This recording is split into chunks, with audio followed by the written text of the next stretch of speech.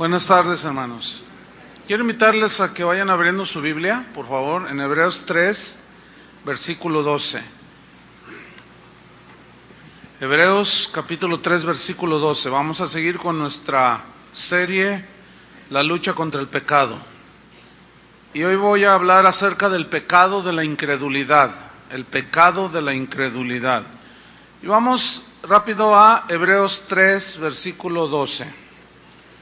Dice así: mirad, hermanos, en otras palabras, este es un mensaje para los cristianos. Mirad, hermanos, que no haya en ninguno de vosotros corazón malo de incredulidad, para apartarse del Dios vivo. Ciertamente, hermanos, el pecado de la incredulidad es de los pecados contra los que más luchamos los cristianos. Fíjese qué contradicción. La Biblia menciona a los cristianos, les llama creyentes, pero fíjese que de continuo nos encontramos con creyentes que no creen. Es una contradicción muy sin sentido. Sin duda que este es uno de los pecados que más ofenden a Dios de parte de sus hijos. ¿Por qué? Porque la incredulidad es un pecado que básicamente consiste en dudar de los atributos de Dios, de la naturaleza misma de Dios. Por ejemplo, Dios es omnisciente, quiere decir que Él todo lo sabe, nada más para poner un ejemplo, que Él todo lo sabe, en otras palabras, Él sabe hasta el mínimo detalle por la situación que tú estás pasando, pero la incredulidad, la falta de fe, nos hace dudar de que Dios sepa todo, y llegamos a pensar como que a Dios se le escapó mi situación por la que estoy pasando y no entiendo por qué estoy pasando lo que estoy pasando.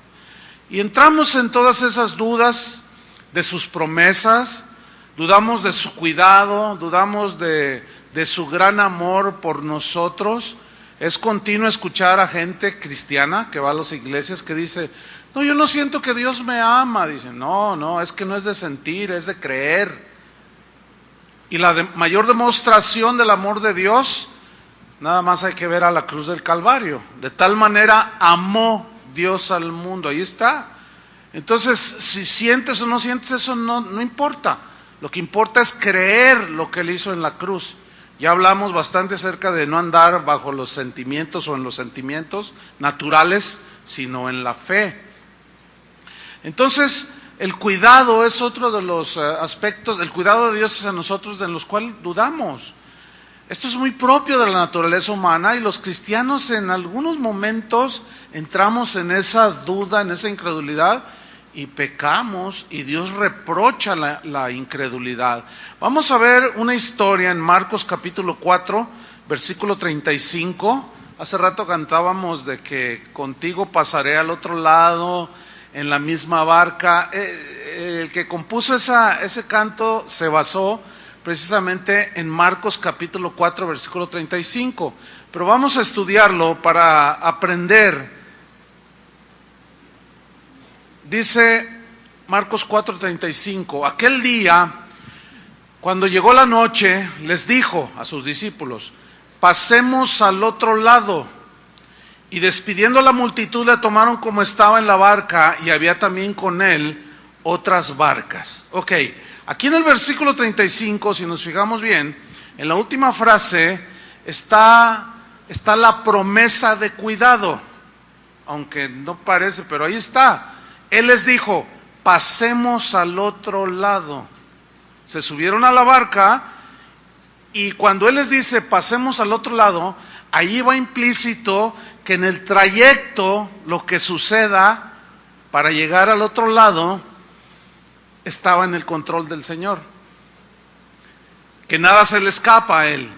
Dice en el versículo 37, ahí van en la travesía, todos contentos, felices, y dice en el versículo 37, pero se levantó una gran tempestad de viento y echaba las olas en la barca de tal manera que se anegaba o que se hundía la barca.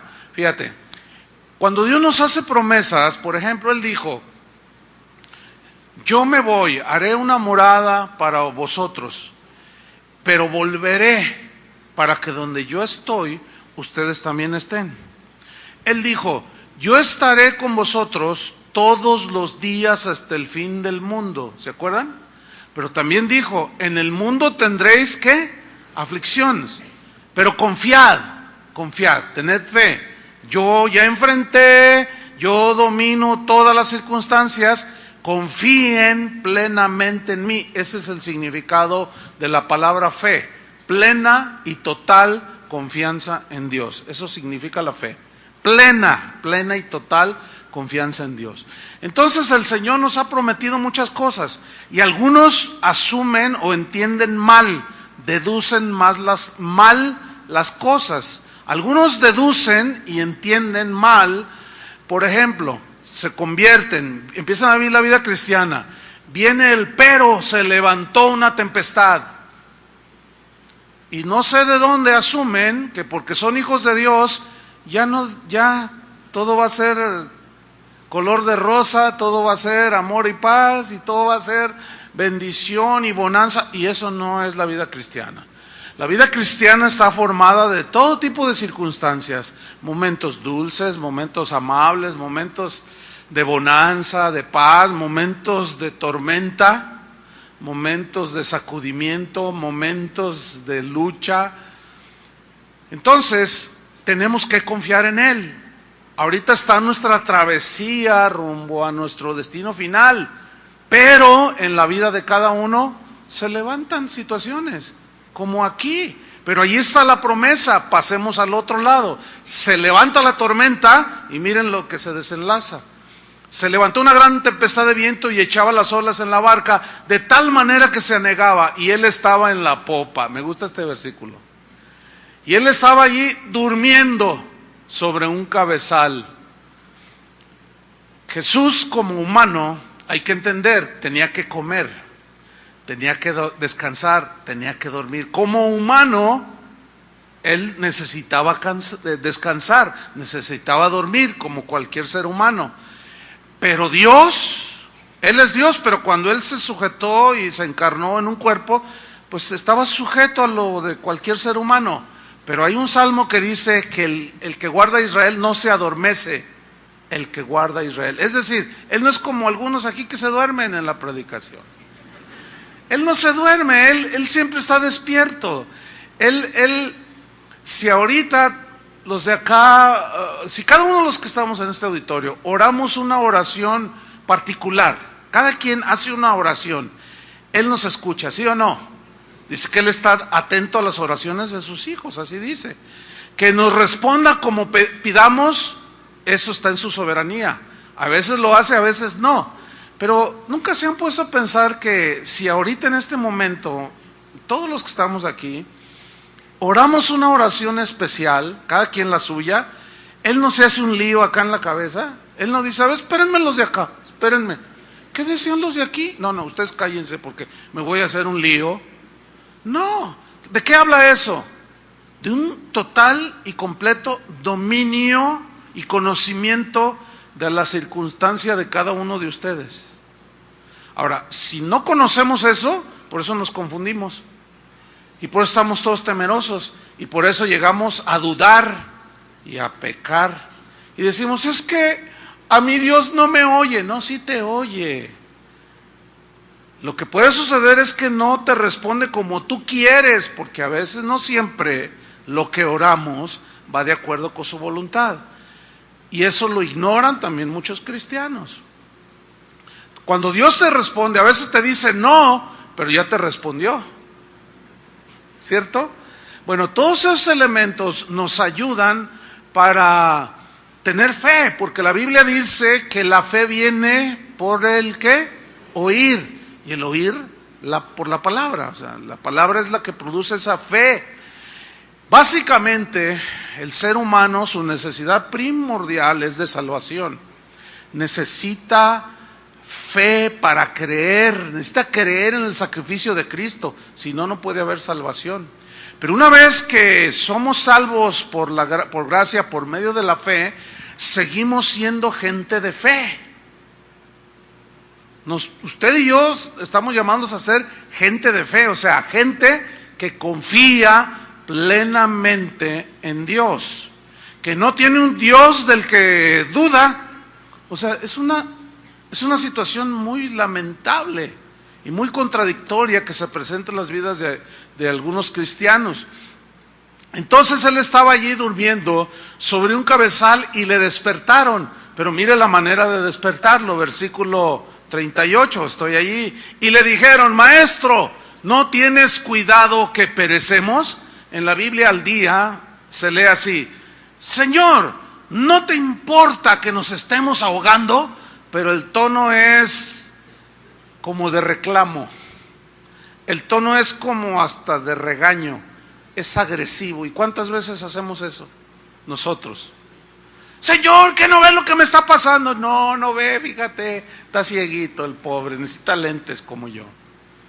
Ay, Señor, que no has considerado lo que me están haciendo. No, ¿que no has visto? Pues no, a lo mejor no, se quedó dormido, fíjate. Todo eso nos hace cometer el pecado de la incredulidad. Dudamos de Él porque no lo conocemos, ¿sí? Y todavía peor se pone el asunto, lo empezamos a regañar. ¿No te importa? Los discípulos estaban aprendiendo, estaban creciendo en la fe. Ellos temieron por sus vidas, pero acusaron a Jesús de falta de cuidado. No nos cuidas. Hay gente, aún la gente incrédula asume, no sé de dónde, pero ellos resumen que Dios solamente está para que no pase nada negativo alrededor de nuestras vidas. Y que se volteó un auto, ¿y por qué Dios lo permitió? A ver, como si Dios nada más estuviera esperando que no te pase nada. No, hermanos, se nos olvida que estamos en un mundo regido por leyes físicas, por un mundo imperfecto. Lo que Dios requiere es fe. El otro día andaba haciendo unas cosas, entonces me subí así en unas piedras,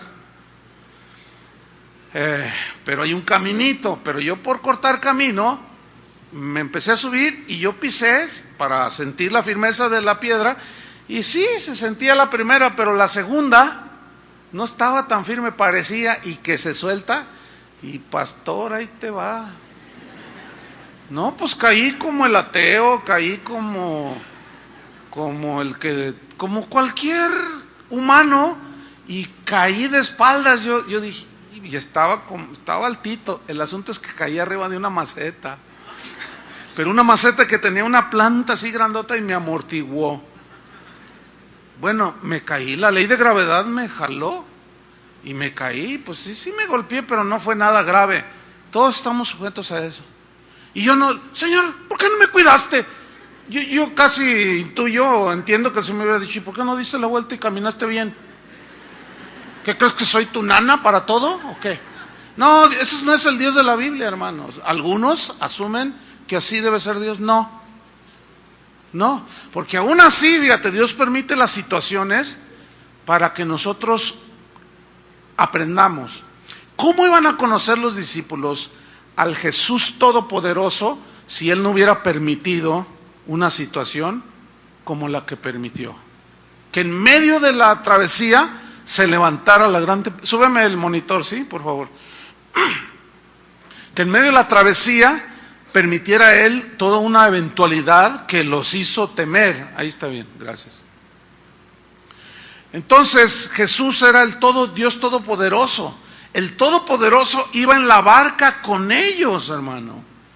¿Cómo podía hundirse la barca con el Todopoderoso en la barca?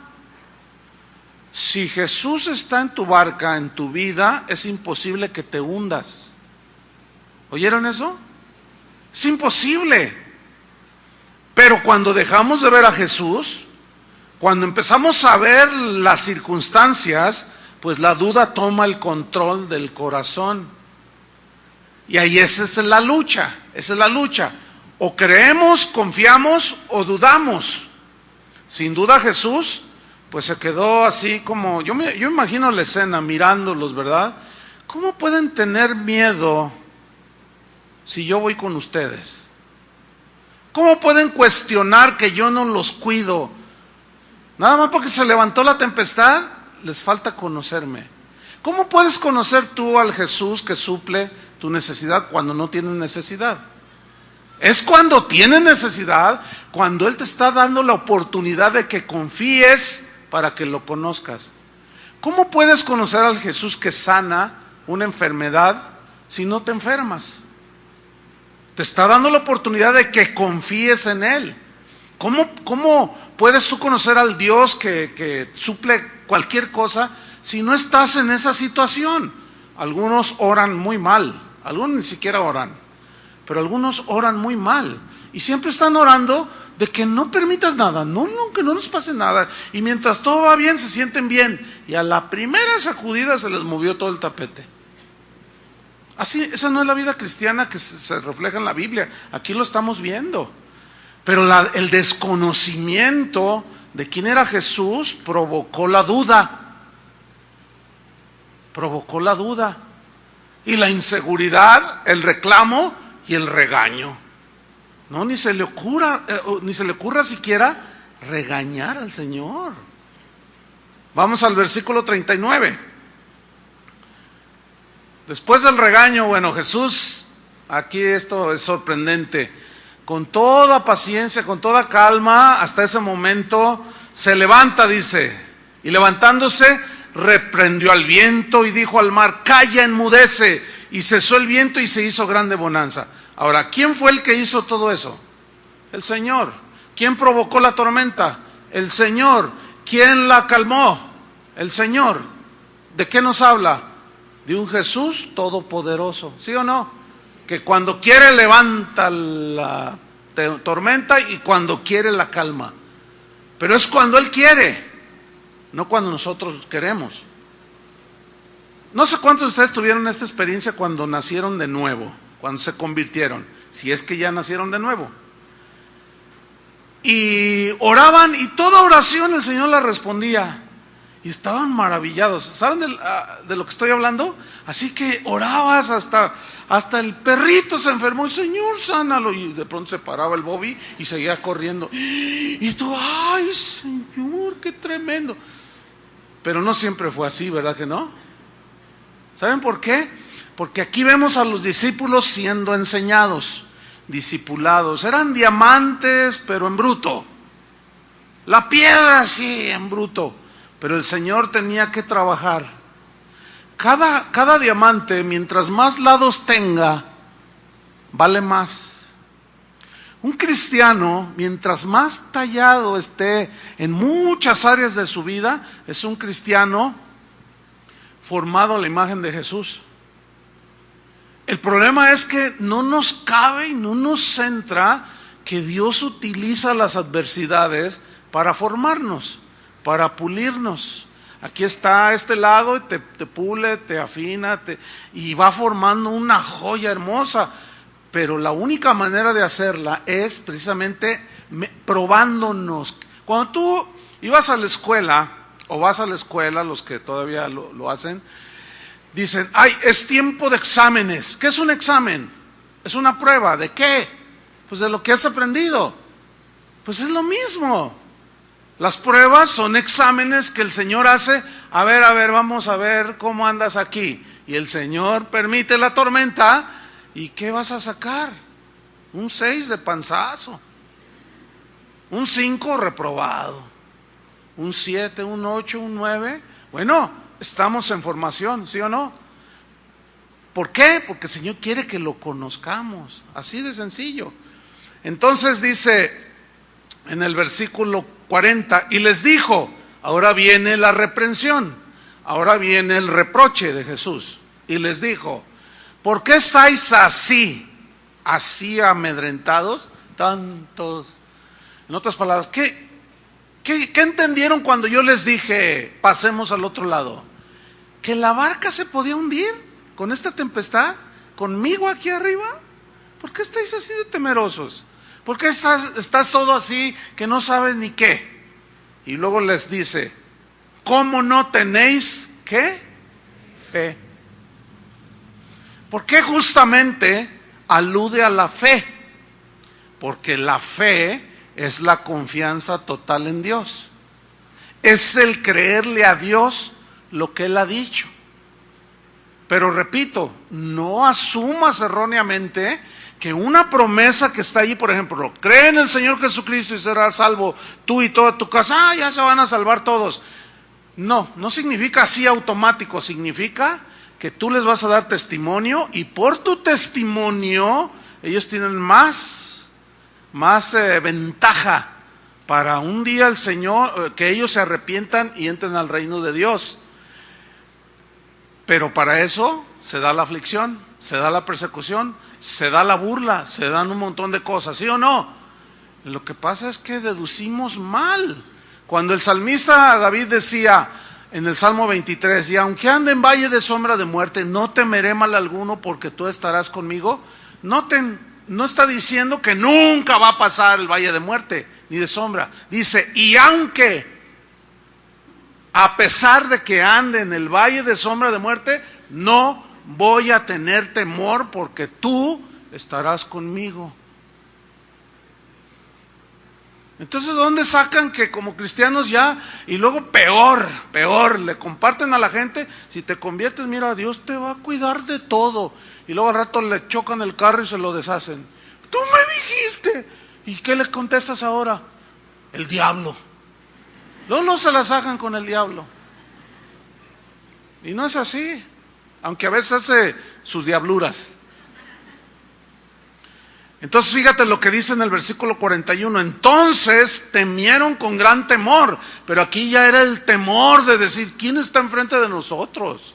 No lo conocemos todavía, porque dijeron, se decían el uno al otro, ¿quién es este que aún el viento y el mar le obedecen? Todavía se nota aquí, ¿quién es este? Todavía no lo conocemos. La Biblia dice, sostengan al débil en la fe. ¿Quiénes son los débiles en la fe? Los que no tienen convicciones cristianas sólidas, los que se tambalean por cualquier cosa, les falta el conocimiento. Pero una vez que viene el conocimiento, viene el examen, así como en la escuela. Y una vez que te dan tu título de doctor, bueno, sí, ya traes tu título de doctor o de abogado, pero luego el verdadero examen, ¿dónde se da? En el terreno de tu actividad. Y luego de pronto estás ahí atendiendo a un enfermo, un herido, qué sé yo, y lo dices, ¿y ahora? Es que no me lo enseñaron. Te enseñaron lo fundamental, sí, pero ¿y ahora qué? Ay, yo no pensé que era así. No, demasiado tarde. ¿Ya eres doctor? No, mejor me voy a manejar un taxi, dicen. Lázaro, ¿se acuerdan de Lázaro? El que se murió y el Señor lo resucitó. Qué milagro ese, ¿no? Lo que pasa a veces es que no pensamos que ese Lázaro que fue resucitado, murió, el Señor lo resucitó y que se volvió a morir. ¿Por qué no lo volvió a resucitar? Porque el Señor, su promesa es, lo resucitaré en el día postrero. Y Lázaro solamente es un ejemplo del poder de Jesús. Les dio una prueba y nos los dejó escrito para que veamos que en Él, como dice un salmo, Él me guiará aún más allá de la muerte. Cuando un cristiano muere se va directo a la presencia del Señor. Nada de que viene la bruja, el chupacabras y se lo lleva. No. Nosotros estamos seguros desde el momento en que Jesús vino a nuestra vida. Ahora el problema es que no todos lo creen. Están oyendo ahí, pero es que, bueno, vamos a Juan capítulo 11, versículo 1, porque allí vemos una historia de la cual podemos aprender muchísimo. Juan 11, 1. Dice que estaba entonces enfermo uno llamado Lázaro de Betania, la aldea de María y de Marta su hermana. ¿Quién estaba enfermo? Lázaro. ¿Lázaro era un cristiano? Sí. ¿Cómo que no? Era un cristiano, hermana. Lázaro era un cristiano. Marta y María eran muy amados por Jesús, eran creyentes. Pues no que los cristianos no se enferman. Esto nada más para los que predican eso. Pues ahí vemos a Lázaro enfermo. Versículo 2.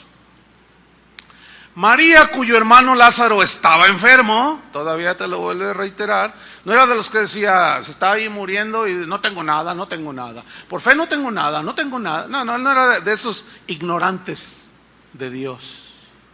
Estaba enfermo y la enfermedad era de muerte. Es más, se murió. Versículo 3. Enviaron pues las hermanas para decir a Jesús: Señor, he aquí el que amas está enfermo. Oyéndolo Jesús dijo: esta enfermedad no es para muerte, sino para la gloria de Dios, para que el Hijo de Dios sea glorificado por ella. ¿Por qué dijo eso? Porque él sabía lo que le iba a suceder a Lázaro. Él sabía que él lo iba a resucitar para muestra de su poder y para que los que creyeran se sintieran seguros. No, dice, como diciendo, no se preocupen. Versículo número 5.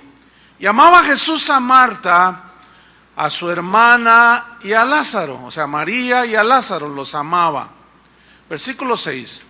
Cuando oyó pues que estaba enfermo, se quedó 2 días más en el lugar donde estaba. Oiga, ahí parece como que el Señor no le interesó mucho que aquel al que amaba estuviera enfermo, ¿verdad? Así como que, está enfermo, cualquiera de nosotros, cuando suena el teléfono a las 3 de la mañana, 4 de la mañana, oye, tu abuelito, ¿qué tiene mi abuelito? Tu abuelito, que ya ayer cumplió 785 años, ya está en las últimas. ¿Cómo? No. Y no te importa. Te levantas y agarras tu auto, un camión, agarras un avión, a donde tengas que ir y te vas a ver a tu papá, ¿sí o no? Te vas a ver a tu mamá, te vas a ver inmediato al ser que amas. Y Jesús no lo hizo así. ¿Por qué? ¿Por descuidado? No. ¿Por qué esperó que muriera Lázaro? Para dar una prueba de su poder, para enseñarnos con esta prueba nada más que Él tiene poder para el día final, al sonar de la trompeta, los muertos en Cristo resuciten primero. Y si no les toca a algunos la muerte física, sí sufrirán la transformación al cuerpo glorificado de Jesús. Y ahí está ya seguro todo el futuro. El problema es el trayecto. En el trayecto se levanta la tempestad, en el trayecto hay enemigos, en el trayecto hay tentaciones como Israel en el desierto, en el trayecto hay de todo, pero ahí está Él. Entonces, parece como que está desentendido, versículo 7. Luego después de esto dijo a los discípulos: vamos a Judea otra vez. Y ahí lo habían querido apedrear, lo habían querido matar. Y le dijeron los discípulos: Rabí, ahora procuraban los judíos apedrearte y otra vez vas allá. Fíjate, Jesús no le tenía temor a nada, ni a nadie.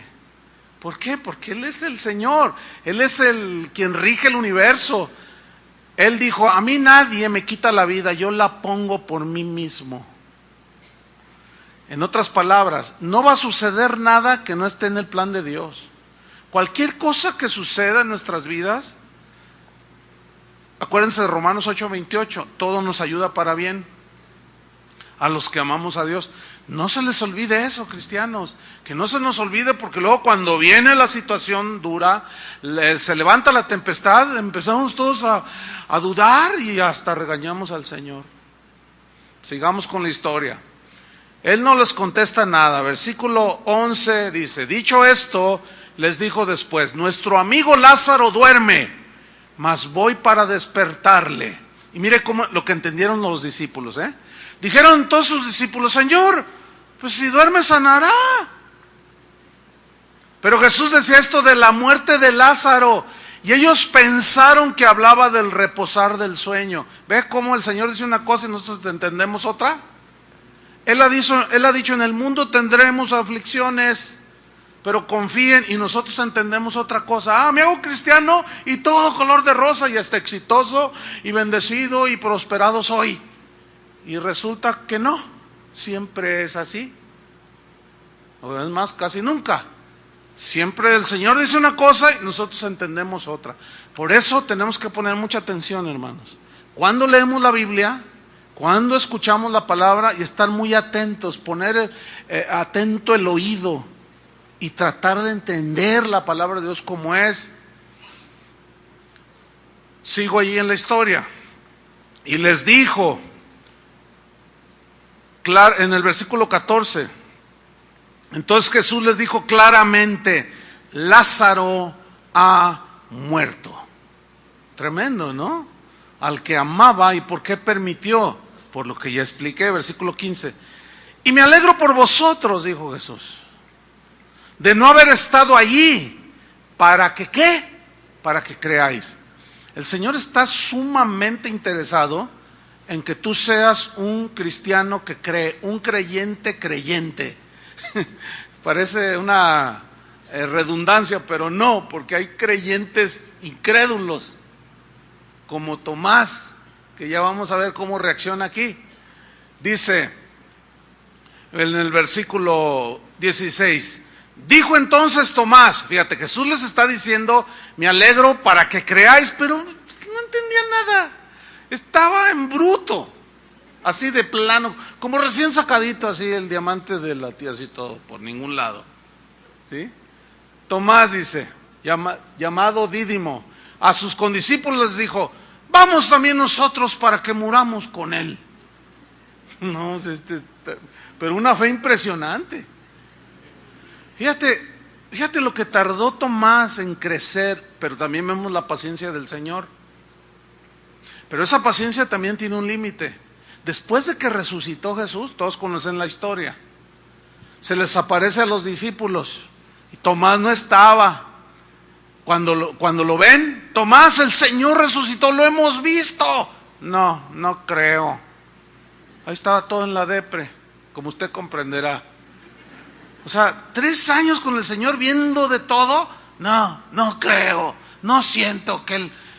Tomás, nosotros lo vimos, y en eso están alegando, y Jesús entra. Y al primero que llama, no es ni a Pedro ni a Juan, le dice, Tomás, ven para acá. Y va el Tomás. Dice, mete tu mano aquí, y mete su mano. Ahora mételo aquí en mi costado, y mete su mano. No seas incrédulo, sino creyente. ¿No le dijo así? Así le dijo. Creíste porque me viste. El tono es así, como lo estoy diciendo. Pero más bienaventurados son los que creen sin haberme visto. Porque me viste, creíste. No seas incrédulo, le reprochó, sino creyente. A ver si ya te afianzas, Tomás, de una vez por todas. De otra manera te vas a meter en muchos problemas, que es la historia de un buen número de cristianos. Pasan años y siguen como Tomás. Y esta es otra de las historias. El Señor les da a entender lo que va a hacer para que crean, pero él, vamos para que muramos. Era como de aquellos como cuando están enterrando a alguien, ya ven que se quieren aventar al hoyo y todos los detienen y se desmayan. Y suéltenlos y verán que no se avientan al hoyo. Pues es una revolución ahí de sentimientos y de reacciones y que cuanta cosa, emocionalismo al extremo. Y así era Tomás. Pero el Señor, bien paciente, sigue en el versículo 17. Vino pues Jesús, ya ni le dijo nada al Tomás, ya nomás lo dice. Vino pues Jesús y halló que hacía ya 4 días que Lázaro estaba en el sepulcro. O sea que pasaron otros 2 días. Primero dijo, tardó 2 días y aquí ya habían pasado 4. 4 días. Ahora, él no le había mandado un correo electrónico, no le había mandado nada, absolutamente. No las había consolado ni a Marta ni a María. 4 días. Parecía como que no le interesaba. Pero sigamos leyendo la historia. Versículo número 20. Entonces Marta, cuando oyó que Jesús venía, salió a encontrarle, pero María se quedó en casa. ¿Se acuerdan? Otra historia en el Evangelio, cuando Jesús llega a la casa de Marta, María y Lázaro, que eran una familia, llegó Y María corrió y se postró a los pies de Jesús, ¿se acuerdan? A escuchar su palabra. Y Marta sale con la escoba y con el delantal y con no sé cuánta, con el balde acá, y dice: Señor, en lugar de decirle: ¿cómo estás, Señor? ¿Quieres un vaso de agua? ¿Quieres un agua de antorcha, iba a decir? ¿Cómo se llama? De horchata. ¿No quieres una agüita de horchata, un agua de Jamaica? No, hombre, ni hasta maleducada se portó. Señor, señora, dile que me ayude. Y Jesús la mira y dice: Marta, Marta, ay, tan afanada y turbada estás con tantas cosas. Pero aquí vamos a ver el otro lado de la tortilla. Cuando oye que Jesús viene, es la primera que corre. ¿Dónde se quedó María? En la depre. Se quedó en su casa, ni caso le hizo. No, pues ya para qué. Yo necesitaba hace 4 días que él estuviera aquí. Ahorita ya para qué. Y se quedó allí. Fíjate, la indiferencia. Qué tremendo. ¿Cuántas cosas ha hecho el Señor por nosotros? ¿Cuántas cosas? A ver. Grandes maravillas. Es bueno que las contemos. Pero de pronto, cuando no salen las cosas como queremos, somos indiferentes con el Señor. Qué malagradecidos somos. Y eso también es pecado, ¿eh? Y a la Marta que afanada y turbada que hablamos, cuando tocamos esa historia, pues aquí vemos el otro lado. Sigamos leyendo. María se quedó en casa, versículo 21. Y Marta dijo a Jesús: Señor, si hubieses estado aquí, mi hermano no habría muerto. ¿Notan que sí tenía fe? Sí tenía fe. Yo sé, Señor, que si tú hubieses estado aquí, mi hermano no habría muerto. Mas también, mira, esto va más allá. Mas también sé ahora que todo lo que pidas a Dios, Dios te lo dará. Ay, allí realmente Marta estaba mostrando la verdadera esencia de la fe. Cuando venía la tempestad, ¿entienden? Cuando estaba la aflicción. Y María, que sí iba a la iglesia, como usted comprenderá, y ay, hasta lloramos y todo. Y dice: no, sí, contigo hasta el final, contigo pasaré al otro lado, contigo juntos en el mismo barco. Y cantamos como hace un rato, ¿verdad? Y aunque venga la tormenta, no temeré. Y al rato se levanta un vientecito de esos de febrero y marzo, y te quedas en tu casa en la depresión. ¿Dónde es donde hay que reaccionar? En la adversidad. Y Marta lo hizo y María no, fíjense. O sea que no todo era contrario a esta mujer. Sigo leyendo.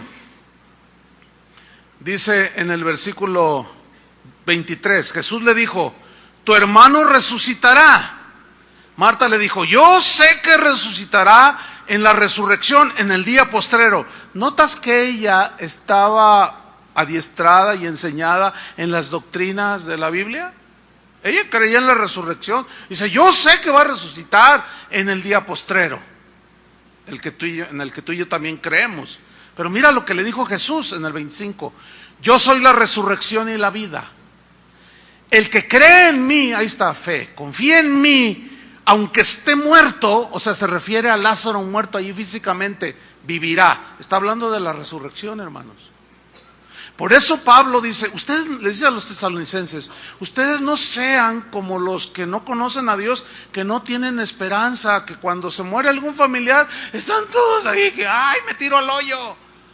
No, ustedes no, porque el Señor, para nosotros el vivir es Cristo y el morir es ganancia. Nosotros resucitaremos. Esa es la promesa para el que cree. Entonces le dice: el que cree en mí, aunque esté muerto, vivirá. Y todo aquel que vive y cree en mí, y aquí ya habla de la vida eterna, no morirá eternamente. Y le pregunta otra vez, cuestión de fe: ¿crees esto? Bueno, ¿por qué Jesús estaba tan interesado? Siempre hablaba: ¿por qué no tenéis fe? ¿Dónde está vuestra fe? ¿Crees esto? ¿Por qué creer? O sea, en otras palabras, ¿confías en mí? ¿Me crees lo que estoy diciendo? ¿Confías plenamente en lo que yo te estoy hablando? Y otra vez le dice: ¿crees esto? Versículo 27, le dijo: sí. Ay, mira, sí, Señor, le dice. yo he creído que tú eres el Cristo, el Hijo de Dios, que has venido al mundo. En otras palabras, cuando dijo, yo he creído que tú eres el Cristo, o sea, el Mesías, el Salvador, ella tenía un entendimiento bastante notable de quién era el Mesías, el Salvador, y de todo lo que las escrituras en el Antiguo Testamento prometían que él iba a hacer. Yo creo, le dijo. Versículo 28, habiendo dicho esto, fue y llamó a María su hermana, diciéndole en secreto, el maestro está aquí y te llama. Ahora imagínensela cómo estaba ahí, tomando su tecito de gobernadora, su tecito ahí ahí toda agüitada, ¿verdad? ¿Quieres un panecillo? No, aquí estoy, ay, mi hermanito Lázaro, el que me ayudaba, ay, mi hermanito, lamentándose. Y ahí estaba, y ella había oído hablar que venía Jesús.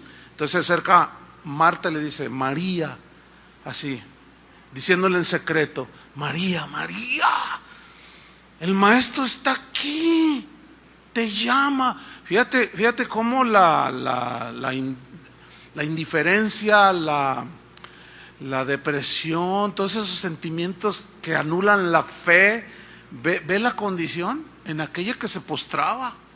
Se postró ante Jesús. Ahora vean la reacción cuando le dice, el maestro te llama, como que despierta aquello. Ahí es donde hay que sostener a los débiles. El maestro te llama, le dice. Y ella dice el versículo 29, ella cuando lo oyó se levantó deprisa y vino a él. Eso también ya habla de que de pronto ella tuvo una reacción y dijo, ay, y en momento se levanta y corre hacia ¿quién? Hacia Pedro, cuyo trono está vacante. Corrió hacia Juan, el apóstol del amor. ¿Hacia quién corrió María? Hacia Jesús, hermano. ¿Qué tenemos que hacer nosotros? Muchos erróneamente corren primero con el pastor que con Dios. Es un error. Y algunos no saben acomodar las cosas y responden, entonces ¿para qué está usted? Para decirle lo que le estoy diciendo. Fíjense nomás, qué revelación tan poderosa. Maravillosa, diría yo, ¿no? No ponga al hombre como su primera instancia a la que usted recurre. Vaya con Dios. Ayer una persona me decía, oiga, hay una persona así, ¿quiere que venga para que hable usted con él? No, que él hable con Dios. No le acabo de decir, ay hermano, sí, ¿verdad? Sí, pues sí, vaya y dígale, ándele. Y se levanta y va con Jesús. Dice el versículo 32, María cuando llegó a donde estaba Jesús, al verle, se postró a sus pies. Otra vez reaccionó y volvió a lo que ella era parte de su vida. Pero que cuando se levantó la tormenta, le entró la duda, pero viene la reacción, se levanta y va y se postra, diciéndole, Señor, y mira lo que le dice, si hubieses estado aquí no habría muerto mi hermano. Que le dijo lo mismo que Marta, lo cual se entiende que las dos hablaron y creían lo mismo, tenían fe, pero hubo diferente reacción. Versículo 33, Jesús entonces al verla llorando y a los judíos que la acompañaban también llorando, y aquí viene uno de los pasajes más conmovedores y demostradores de la ternura de Jesús. Dice, se estremeció en espíritu y se conmovió. En otras palabras, se le hizo un nudo en la garganta al ver cómo lloraban, a ver cómo sufrían. Versículo 35, 34. Y dijo, ¿dónde le pusisteis? Le dijeron, Señor, ven y ve. Y lo llevan ante la tumba. ¿Y qué hizo Jesús en el versículo 35? Jesús lloró. Ese es uno de los versículos más descriptivos de la ternura de Jesús, de lo maravilloso de la encarnación del eterno Hijo de Dios, que tomó forma humana y se identificó con nosotros. El dolor, la pena, la aflicción que tú sientes, Él la sintió. Por eso es que Él se apiada de nuestras debilidades, ¿entienden? Cuando alguien dice, no, es que el Señor no ha visto mi dolor, no digas eso. Claro que lo ha visto, pero no siente lo que yo. No me digas que tú sí sientes lo que Él sintió. No, tenemos que pedirle a Dios la sabiduría y la gracia para no hablar tan torpemente, no decir tonterías, porque lo ofendemos a Él. Lo ofendemos por la ignorancia. Entonces dice que Jesús lloró. Versículo 36, dijeron entonces los judíos, mirad cómo le amaba.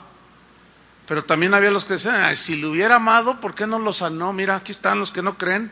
Así abiertamente, versículo 37. Y algunos de ellos dijeron, sí, porque dice en el 36, mirad cómo le amaba, dijeron los judíos. Pero otros dijeron, ¿no podía este que abrió los ojos al ciego? Ellos habían visto el milagro del ciego, del ciego que Jesús había sanado. ¿No podía este que abrió los ojos al ciego haber hecho también que Lázaro no muriera? O sea, están dudando. La pregunta es irónica. Si fuera el Todopoderoso, ¿por qué no evitó esto? Era de los que creen, como yo les describí hace un rato, que están nada más allí creyendo que el Señor está como para que, nomás para detenernos, que no te caigas, para que... No, ese no es el Jesús de la Biblia. Y ahí está, gente que ni viendo ve, lo cual comprueba que nosotros no debemos de predicar en primera instancia jamás los milagros. Los milagros son consecuencias de la predicación. Vayan por todo el mundo y prediquen el Evangelio. El que cree se salvará, y el que no creyere será condenado. ¿Ven cómo es cuestión de creer? Y lo dice, y estas señales seguirán a los que creen. O sea, si tú crees, después de que predicas el Evangelio, puedes orar por un enfermo, puedes orar por los enfermos, puedes orar por una maravilla, un milagro. El Señor, si está en su soberanía, lo hace. Pero hay quienes invirtieron el orden que el Señor estableció. No predican el Evangelio y son milagreros. Yo les llamo milagreros. Se dedican nada más a hacer milagros. Pero aquí es donde hay un principio bien tremendo. ¿Se acuerdan que Jesús dijo, muchos me dirán en aquel día, Señor, Señor, en tu nombre echamos fuera demonios, en tu nombre hicimos muchos milagros? ¿Se acuerdan que dijo Jesús? Y Él les contestó, no los conozco, no sé quiénes son, hacedores de maldad, les dijo. ¿Por qué? Entonces, ¿qué me enseña esa lección? De que los milagros no son garantía para que la gente crea. Y aún fíjate, porque los 10 leprosos todos se sanaron, pero nada más uno creyó, nada más uno se salvó. Aquí habían visto la sanidad de un ciego, pero ahora estaban viendo a Lázaro muerto. Habían visto, a un ciego devolverle la vista, y ahí estaban regañando al Señor y diciéndole irónicamente, si pudiera todo, a ver, ¿por qué no? No pudo evitar que Lázaro muriera. Entonces, yo creo en milagros. ¿Ustedes creen en milagros? Nosotros también. Pero la predicación del Evangelio, de la palabra de Dios, es primordial. Lo que yo no creo son los milagreros, que luego, pues la gente tiene necesidades, tienen enfermedades, tienen problemas en la familia, el marido borracho, parrandero y jugador, y cuanta cosa. Entonces les hablan nada más de los milagros que Él hace, nunca les presentan el Evangelio. Se llenan los estadios. El problema es que cobran la entrada al estadio, y es bien obvio que nada más están haciendo negocio con la fe de la gente. Ahora, ¿por qué? Algunos dicen, entonces, a ver, no entiendo, hermano. ¿Por qué si entonces no es de Dios eso, por qué hay gente que se sana? Qué buena pregunta esa. ¿Saben por qué? Pues porque la gente cree, tiene fe. Es lo único que pide el Señor. Pero de que se salven, no es seguro. Ahora, ¿quién es el que hace los milagros? Porque ahí en el Evangelio Jesús dice, muchos me dirán, en tu nombre hicimos. ¿Quién es el que hace los milagros?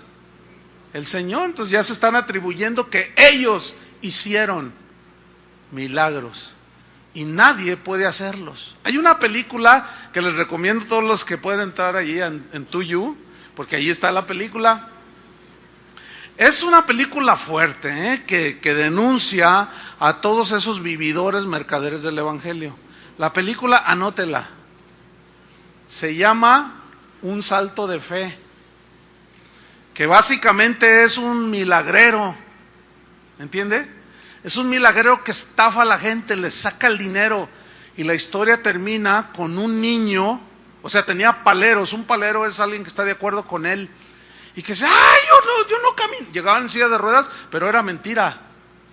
Entonces ahí, ¡levántate! Entonces, ¡ah! Y toda la gente, ¡ay!, lloraba. Ahora traigan los dólares, y la gente iba y llevaba. Pero en una de esas, la película, que está basada aparentemente en un hecho de la vida real, hay un niño que está enfermo, incurable, no me acuerdo qué enfermedad tenía, y se lo querían llevar la gente, y él vio y dijo, no, ese llévenselo lejos, porque no era palero, ese llévenselo lejos. Pero en la película el niño se sana por la misericordia de Dios. Véanla, porque hay una parte donde les va a impactar y van a sentir bien feo. Cuando pues esa película se grabó en 1992, yo la vi como en el 93, estuvo en los cines, pero ahora pues está ahí en el internet. Y hay una parte donde después de sacarle el dinero a la gente, está contando el dineral así, y luego dice, ay Señor, ¿por qué hay tanto menso entre tus hijos? ¿Por qué hay tanto estúpido entre tus hijos? Mándame más de eso, Señor. Fíjate, no, una burla. ¿Y saben qué? En la vida real así es. Está fuerte, pero al final queda en un buen sabor de que la fe en el Señor es lo que te acerca a Él, y es lo que nos pide Él. De que hay engañadores y vividores, los hay, hermanos, un montón. Bueno, terminamos esta historia. Versículo 33, 38. Jesús, profundamente conmovido, otra vez vino al sepulcro. O sea, 2 veces se conmovió. Una porque estaban llorando allí Marta, María, pero también al ver estos incrédulos, hermanos, sin duda. Dice, vino al sepulcro, era una cueva y tenía una piedra puesta encima. Dijo Jesús, quitad la piedra. Marta, la hermana del que había muerto, le dijo, Señor, y he de ya, porque es de 4 días.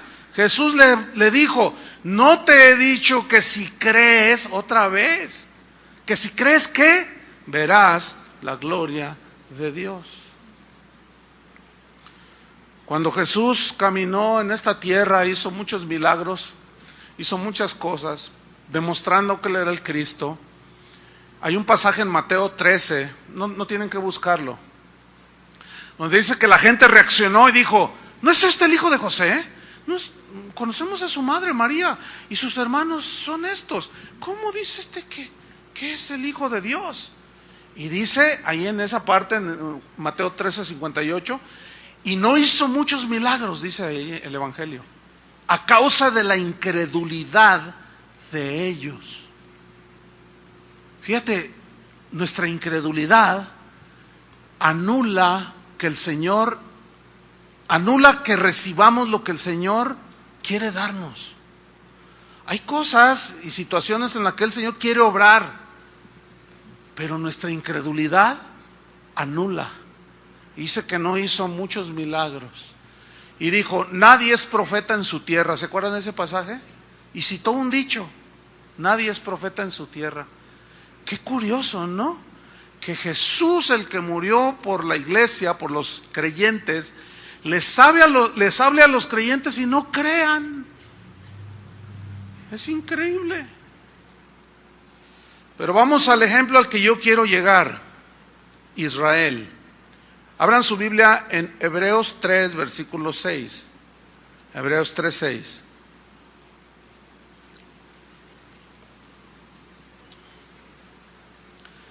Dice así: pero Cristo, como hijo sobre su casa, la cual casa somos nosotros, si retenemos firme hasta el fin, si retenemos ¿qué? La confianza, o sea, aquí es la fe, la confianza plena en Dios, y el gloriarnos en la esperanza, si retenemos. Versículo 7, por lo cual, como dice el Espíritu Santo, si oyereis hoy su voz, versículo 8, no endurezcáis vuestros corazones. Miren, la palabra endurecer viene del griego skleruno. De allí se deriva una palabra castellanizada para nosotros, que es esclerosis. ¿Ha oído esa palabra? Bueno, la esclerosis es el endurecimiento de los órganos internos, de los tejidos, las arterias por donde circula la sangre. La grasa se va endureciendo, las arterias mismas, que van impidiendo el flujo de la sangre, y es lo que provoca los infartos. No te llega sangre al corazón, no la bombea al cerebro y viene el infarto y viene la muerte. Bueno, esto tiene una aplicación espiritual. Aquellos que se endurecen, no dejan correr, lo voy a alegorizar así, la sangre de Cristo en sus vidas, que los limpia de todo pecado, no obedecen ni se endurecen. Dice, si oyes hoy su voz, no endurezcáis vuestros corazones. Déjenme ponerles otro ejemplo que he usado en alguna otra ocasión. Mira, hay dos maneras de reaccionar ante Dios. Una es humildemente, con docilidad. La otra es con orgullo, así, ¿verdad? Sí, dice esto, pero yo creo que esto. ¿Con orgullo o humildad? Bueno, el orgullo te endurece el corazón, las arterias, te endurece todo. La humildad te hace dócil. Todo depende de cómo está nuestro corazón. Déjenme ponerles otra ilustración. Todo aquello que se expone a los rayos del sol reacciona de diferente manera según la naturaleza, ¿sí? Por ejemplo, hay plantas que necesitan el sol, que son de sol, y les da el sol así, quemante, y están pero florecientes, bonitas, pero hay otras que no, que les da el sol así directo y se empiezan a hacer como algunos, ¿verdad? Así, y se empiezan, ¿y qué pasó? ¿Qué? Es que este no es de sol, es una planta de sombra, ¿verdad? Entonces, todo reacciona, todos los materiales, todo el mundo físico reacciona diferente cuando recibe los rayos del sol. Por ejemplo, si tú dejas un chocolate ahí en tu auto y lo dejaste así en el tablero y ahorita regresas y tu niño dice, ¿me das el chocolate? ¿Dónde lo dejaste? Allá arriba, te dice, allá adelante. Entonces lo agarras y ¿cómo está? Todo derretido. Está hecho agua, porque su consistencia así es, y reacciona hacia el calor del sol. Bueno, la cera, voy a poner el ejemplo, al calor, a los rayos del sol, ¿cómo reacciona? Se derrite, ¿no? O sea, no resiste los rayos del sol y se derrite, y vamos a aplicarlo de esta manera. Se empieza a quebrar, se empieza a deshacer, empieza a tomar una actitud humilde. Pero acá tenemos a un alfarero de esos de Tonala, haciendo un jarro bien bonito de barro, y ya lo termina de moldear y luego lo saca y lo pone ¿en dónde? En el sol. ¿Y qué produce los rayos del sol en el barro? Lo endurece. Entonces aquí es donde viene la lección. La palabra de Dios hace lo mismo. La palabra de Dios es luz, dice la Biblia. Dios es luz, y lámpara es a mis pies tu palabra, es luz. Cuando tú recibes los rayos del sol de justicia, que es Jesús, que es su palabra, o te derrites o te endureces. Espero estén entendiendo, ¿eh? Algunos reaccionan dócilmente a la palabra y se humillan y tiemblan como Habacuc. Cuando oí tu palabra, temí al oír tu palabra. y la abrazan y dicen, Señor, perdóname, y la ponen por obra.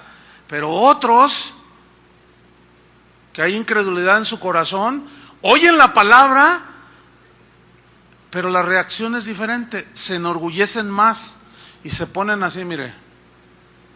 Ay, sí. O sea, no lo dicen así abiertamente. ¿Verdad que no? ¿Verdad que no lo dicen así? Pero están ahí y dicen, ay, sí. Bueno, me gusta venir aquí, no sé, me gusta.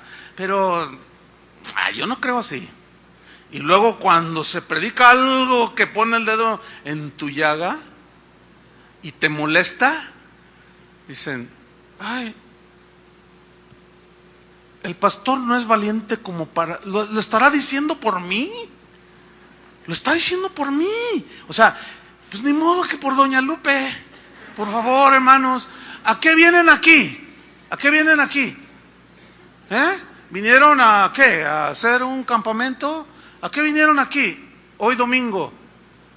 ¿A escuchar qué? La palabra de Dios. ¿Se entiende? Que la palabra de Dios es Dios hablándonos a nosotros. Entonces, ¿cómo que vengo, pero ay, lo está diciendo por mí? No, claro, por supuesto que todo lo que se dice es para nosotros, por favor. Digo, cuando menos utilicen un poquito. Pero el asunto es que algunos llegan y se sientan, oyen la palabra y se endurecen más.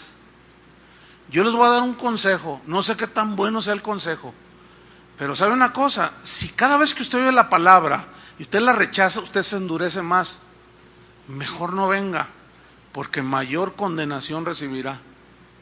Porque ese endurecimiento lo hace decir tontería y media, pero usted sigue viniendo. Qué terrible situación esa, hermanos.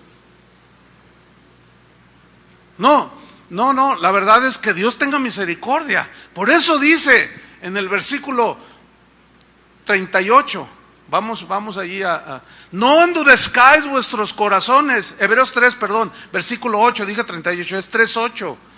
No endurezcáis vuestros corazones. Si escuchares hoy su voz, no endurezcáis vuestros corazones. ¿Se acuerdan cuando Dios le dijo a Moisés, ve, dile a Faraón que deje ir a mi pueblo? Y Moisés le dice, ¿y si Faraón me pregunta que de parte de quién voy? ¿Qué le digo? Dile, yo soy, te envía. Entonces ahí va creyéndole, bien obediente, y le dice, Faraón, deja ir a Israel porque si no, Dios te va a dar una buena. Y le dice, ¿quién es Jehová? Ni lo conozco. Y se pone una actitud se puso, capítulo 7 y 8 de Éxodo, muy soberbia. Y dice, y Faraón endureció su corazón. Dice que él. Y dijo, ay sí, yo no hago caso a Dios, ¿quién es ese? Y no lo dejo ir. Y Moisés regresa, Señor, no quiso. Bueno, pues ve y dile que si no voy a mandar unas plagas, que deje ir a mi pueblo, si no es por las buenas, por las malas. Y ahí va Moisés. Faraón, dice el yo soy, que dejes ir al pueblo, que no conozco ese Dios. Entonces Moisés agarra la vara y ¡fum!, la avienta y se convierte en serpiente. Y luego el faraón, y ya manda vuelta al mercado, lo manda a traer. Y a todos sus séquitos le dicen, vengan para acá, a ver, vamos. Y llegan los brujos, ¿verdad? Y ven la serpiente allí, la vara que se había hecho serpiente, y ellos también hacen ¡pum!, y se hacen serpientes. Hicieron lo mismo. Dice, ¿ves? Yo también lo puedo hacer. Y endureció Faraón su corazón. 5 veces dice que él endureció su corazón. La 6ª vez que menciona es, y Jehová endureció su corazón para no dejar salir a Israel. Pero en primera instancia él se endureció, Ahora, Dios ya sabía que Faraón se iba a endurecer, eso es algo que también hay que considerar. Pero él se endureció, no recibió. Vamos otra vez a Hebreos 3:8. No endurezcáis pues vuestros corazones como en la provocación, en la tentación en el desierto, donde me tentaron vuestros padres, me probaron y vieron mis obras 40 años. ¿Qué vieron? Pasaron el Mar Rojo, casi nada, como por tierra seca. Una nube caminaban para acá y una nube los seguía, el Señor protegiéndolos, les daba sombra. En la noche hacía un frío en el desierto y una columna de fuego que aparecía allí y los calentaba. ¡Qué milagros!, ¿no? Y aún así seguían quejándose, pero yo quiero pepinos, yo quiero pico de gallo, quiero jícama con chile y limón, como todo mexicano, ¿verdad? Con chile y limón. Y yo quiero esto. Y Moisés, ¿por qué nos sacaste de Egipto? Nomás nos sacaste para matarlos. No, ¿cómo para matarlos? Que Dios no nos va a entregar la tierra prometida, pero antes de entrar a la tierra prometida hay un desierto que tenemos que pasar. Ese desierto simboliza la vida aquí en la tierra. La tierra prometida para nosotros es la presencia de Dios. Y no seamos, hermanos, como los israelitas que vivieron toda la vida quejándose. Nunca entendieron. Y miren lo que Dios dijo. Versículo 10, a causa de lo cual, por andar tentando a Dios y andarle provocando, a causa de lo cual me disgusté contra esa generación. Para aquellos predicadores y cristianos que dicen que Dios no se enoja, que Dios es amor. Sí es amor, pero también se enoja. ¿Y saben contra quiénes más se enoja? Contra los que dudan de Él. Dice el versículo 10, me disgusté contra esa generación y dije, siempre andan vagando en su corazón. ¿Qué es vagar? Sin rumbo fijo, es no tener rumbo fijo. No saben ni qué. Y así hay muchos. Van a las iglesias, pero en realidad son vagabundos, no saben, no entienden nada. Pero ahí andan, y siempre andan quejándose, siempre andan murmurando, siempre andan atacando, siempre andan vagando en su corazón. Y no han conocido mis caminos. Mira la sentencia, versículo 11. Por tanto, juré en mi ira que no entrarán en mi reposo. Qué tremendo, ¿no? Estaban destinados para entrar en el reposo de Dios, pero su incredulidad se los impidió, ¿ve? El pecado de la incredulidad. Versículo 12. Viene la exhortación. Mirad, hermanos, que no haya en ninguno de vosotros corazón malo de incredulidad para apartarse del Dios vivo. ¿Qué produce la incredulidad? Te aparta del Dios vivo. Cuando tú dices, bueno, sí, allí la Biblia dice, pero yo pienso que es que yo creo diferente, es que yo... Te estás alejando más y más de Dios y tu corazón se está endureciendo. Te va a venir un infarto. Ni cuenta te vas a dar y vas a caer fulminado, porque te apartaste de Dios. Dice versículo 13, antes exhortaos los unos a los otros cada día, que es lo que yo estoy haciendo ahora, exhortarlos. Entre tanto que se dice hoy. ¿Cuándo se dice hoy? ¿Cuándo es el día de salvación? Hoy. ¿Cuándo es que hay que obedecer al Señor? Hoy. Y ya parecemos el expresidente. Hoy, hoy, hoy. Pero hoy es el día, hermanos, hoy. No puedes esperarte para mañana. Hay cosas que ya se te pasaron que ya no vas a tener por tu duda, por tu incredulidad. Pero hay cosas que son para ti hoy. No endurezcas tu corazón y haz lo que tienes que hacer. Dice, para que ninguno de vosotros, estoy en el 13, ninguno de vosotros se endurezca, esclerosis, por el engaño del pecado. Aquí el pecado es la incredulidad, hermanos. No le creyeron. Versículo 14, porque somos hechos participantes de Cristo, con tal que retengamos firme hasta el fin nuestra confianza del principio. Y luego viene una tercera exhortación en el mismo capítulo. Si oyereis hoy su voz, no endurezcáis vuestros corazones. Y luego el Señor explica un poco más, como en la provocación, dice. Porque, versículo 16, ¿quiénes, habiendo oído, le provocaron? Dice, ¿acaso no fueron todos los que salieron de Egipto guiados por Moisés? ¿Y con quiénes se disgustó por 40 años? ¿Te imaginas vivir casi toda una vida con Dios en contra tuya? Por favor, o sea, ya. o te rindes o te endureces más, o te humillas o te endureces más. 40 años disgustado contra esa generación. No tengo dudas, no me cabe dudas que Dios puede estar disgustado con algunos de ustedes y también de los que oyen por la incredulidad. No le han creído al Señor, dudan, le reclaman, lo regañan, todo. ¿Qué no fueron con los que estuvo disgustado 40 años? Sigue diciendo el 17, ¿no fue con aquellos que pecaron, cuyos cuerpos cayeron en el desierto? ¿Y a quienes juró que no entrarían en su reposo, sino a los que fueron desobedientes? Ahí está. Pero mira el versículo 19. Vemos pues que no pudieron entrar, ¿a dónde? A la tierra prometida. No pudieron entrar por causa de, ¿qué dice? Su incredulidad. No recibieron por causa de su incredulidad. Hay una historia de un rey que comenzó a reinar, pero sus antecesores habían sido reyes muy autoritarios, violentos, abusaban del pueblo, nunca gobernaron para la gente de ese reino, siempre se enriquecían ellos, prometían a sus súbditos hacer cosas y no los hacían. Bueno, ¿dónde he oído eso? Ese rey no vivía aquí en México, les aseguro, no.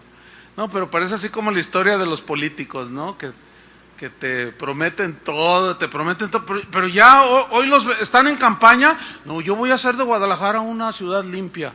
¿Cuántas veces he oído eso? Pues yo me acuerdo cuando estaba chiquillo, había Rosas, le decían la ciudad de las Rosas. Ya nomás quedó la avenida de las Rosas y con puros zacates así todos. Y los oyes explayarse, una de promesas. ¿Y cómo reaccionamos los ciudadanos, por ejemplo, de este país? Los oímos y, sí, sí, cómo no. Yo el otro día estaba viendo la entrevista a un secretario nuevo de los de hoy del gobierno aquí de Jalisco. No, yo voy a dar mi vida. Ay, híjole, va a dar su vida. Qué tremendo, va a dar su vida. Ya ven que luego suelen meter a los maestros a la cárcel porque dieron su vida. Pero no, cuántos dineros, qué increíble. Entonces, bueno, ya no hay confianza, no les cree uno. Pues este rey de este reino le sucedió lo mismo.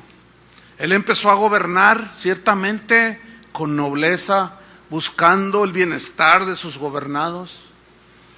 Y empezó a hacer muchos bienes, pero la gente seguía dudando porque habían abusado de ellos anteriormente.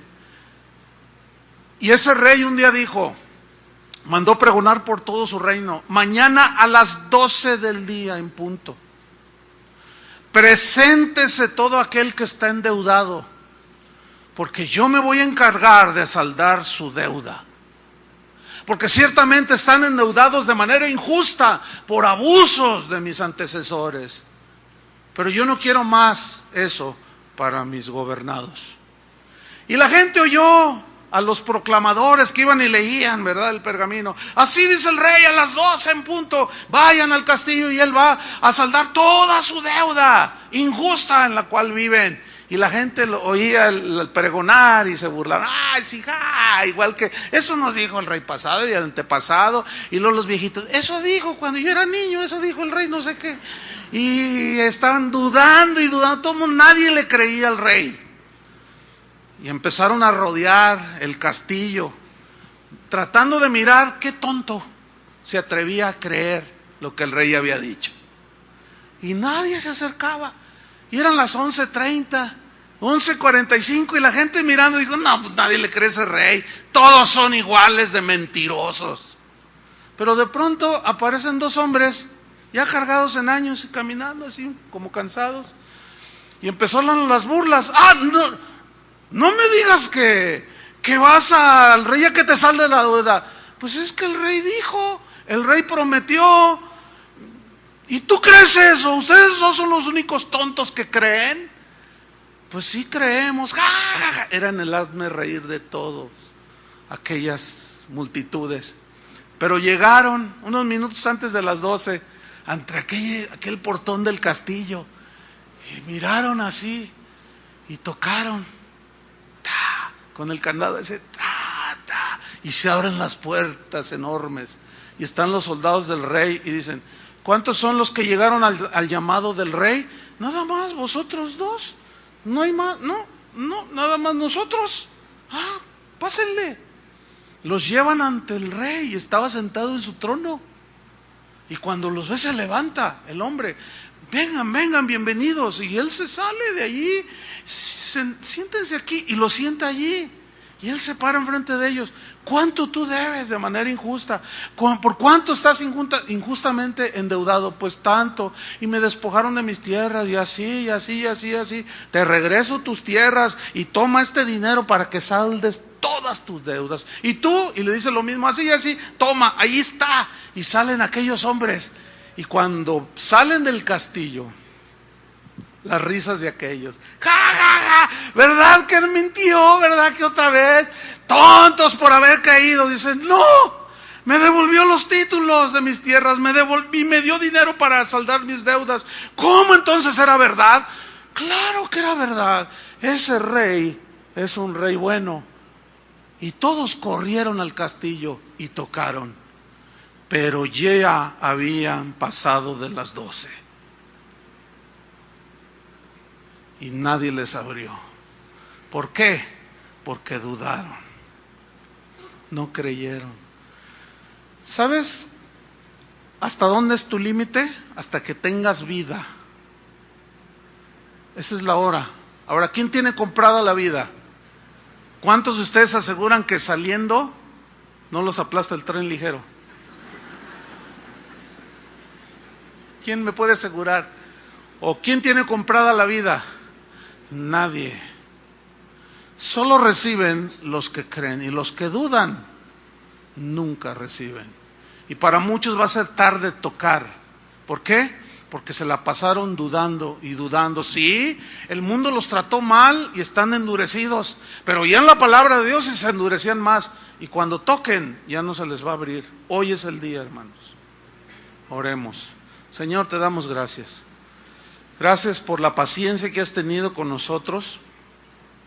Gracias porque ciertamente tú eres un Dios de amor, de toda paciencia y misericordia, pero tu paciencia tiene un límite. Tú has estado hablando a los corazones a través desde el primer día que escuchamos tu palabra. Y unos se derritieron como la cera y que empezaron a caminar, y otros se endurecieron y dudaban y criticaban y atacaban y se burlaban.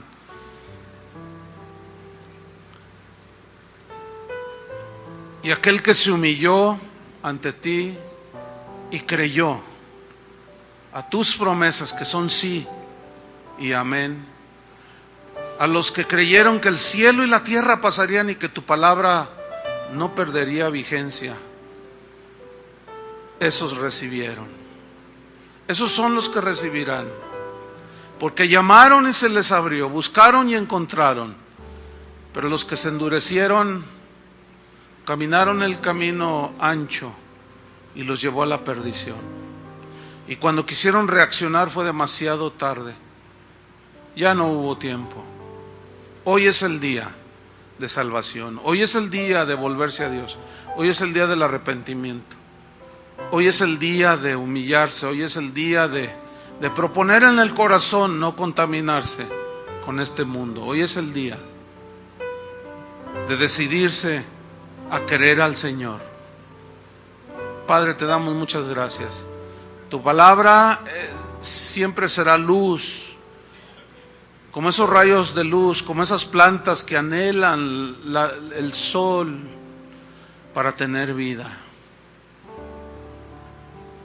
En el nombre de Cristo Jesús, gracias Señor por tu palabra. Que cada quien reaccione cuando le dan los rayos del sol de la manera que es su naturaleza.